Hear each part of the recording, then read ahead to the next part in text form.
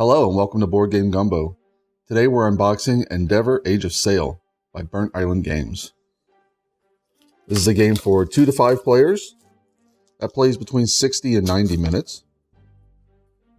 It is a second edition reprint of an older game called Endeavor, but it adds quite a few different elements, new elements, so if you've played the original, you'll still find something new and interesting here. So first thing you'll notice, obviously, is that it comes with a lot of very nice game trays. This is for your building supply, so you can have that available. And then there's one for each player to have with all their little pieces in, just to make setup and breakdown that much easier.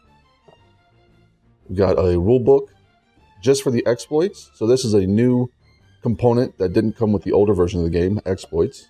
Talk about them later. And then the rule book for the main portion of the game.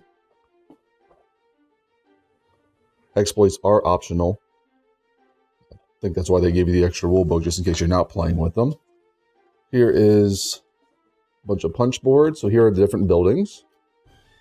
And these all punch out very easily. A nice card stock. And again, these will go into the little container we have for them. And then we have some little resource punch board here. Again, all that punches out really well. Quite a lot of that, because there are quite a few buildings in the game. So there's essentially 2 types of buildings though. So there's this type of building here, which gives you an action that you can do during your turn. And this one gives you one of 2 actions that you can perform. Or there are some buildings that just give you resources. So the resources will be on the left and the actions that you can take will be on the right. Got some more punch board here, some more resources, some extra little pieces. These are for the different exploits. So for instance, one of the exploits will require these blockade tokens to be put out on the board. And so on. That's what most of these extra little pieces here are for, the different exploits. We've got some different player pieces here. So each player will get 3 shields in their color, and these are also used for the exploits. There are some keys that are also used for the exploits, just to let you know what areas refer to which exploits. Little stronghold pieces. Every player is going to have 4 different cubes to keep track of their resources. And there's a couple buildings in here as well. Looks like some churches. Extra bags, which are always helpful.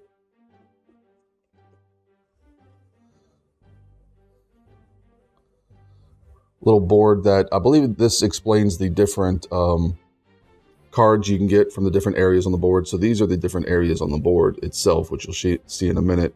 And these are different contracts that will be available. This little symbol right there is just victory points. So these are the player boards. So each player will get one of these boards, and as you can see, they're rather large. Here's the round structure here on the left side of the board. So this is get a building. At the start of each turn, each player will get a building. They'll gain workers. They'll retrieve workers, take their actions, 1 action at a time until everybody's done their actions and passed. And then you'll check for your card limit. These are your different resources. So this is industry, and this one's wealth. I actually forget what these 2 are. But they'll start at 0, and then they'll move up progressively as you either acquire buildings that give you those resources, or control different shipping or port areas that'll give you resources. And these determine different things. So this top one, the industry, determines what type of buildings you can build when you're building buildings. So at the first step, you can only build level 1 buildings, but then it goes progressively up until you can build level 5 buildings. Also, these tracks have numbers on them. Those are victory points. So obviously you want to get as much in each track as possible just for point value, but they also unlock different abilities. This second value here gives you your extra workers. So when you gain your extra workers every round, you'll gain a certain amount based off of where you are on this track. This is how many workers you can retrieve, which is this action, your third action.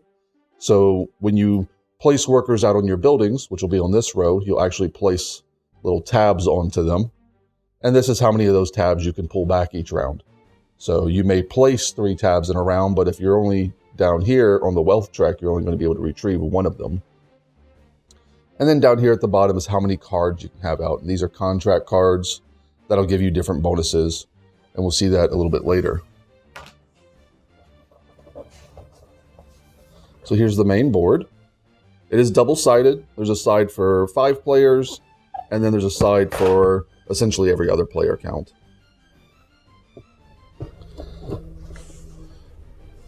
So there's a lot of spots on the board, a lot of circular spots, and that's where these resources that we punched out earlier are going to go.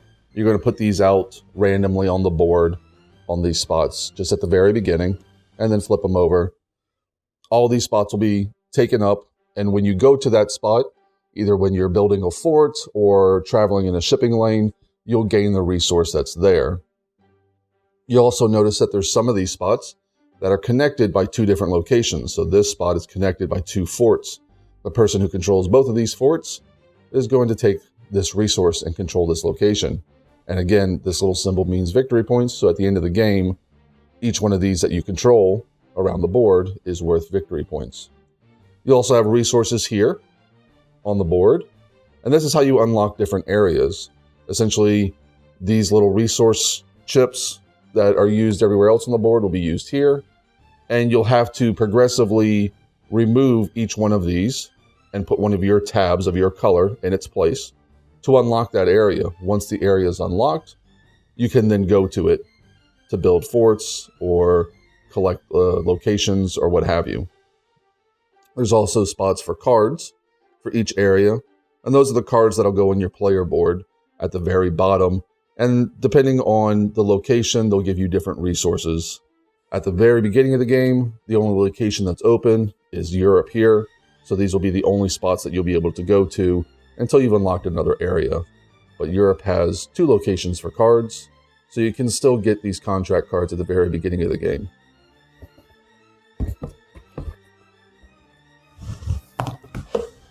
Okay, and the rest of the box, we've got nice little first player marker. We've got a deck of cards. These are the different contract cards that'll be put out in the different locations on the board.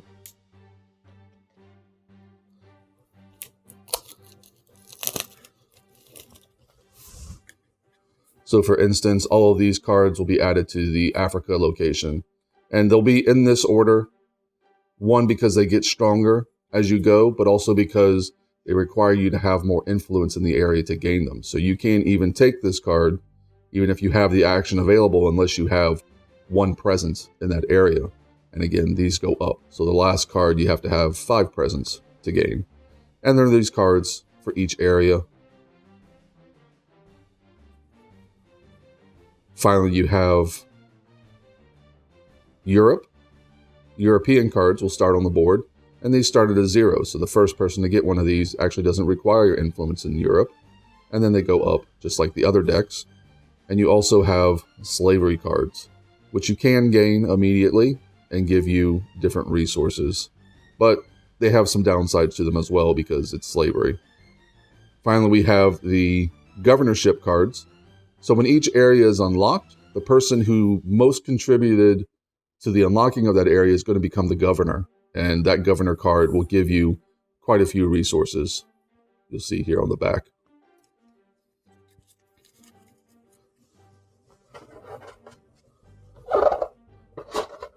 We've also got all the player tabs. So these are not just your workers, because you use these tabs to activate the different buildings on your board. They're also the people you put out onto the board to show that you have control of an area or are participating in the unlocking of an area. So these are all your employees, essentially, that you're sending out. Got a little score sheet here down at the bottom. And finally, you have the exploits, which is a new addition to the game. If you've played the original Endeavor, these are not in that game.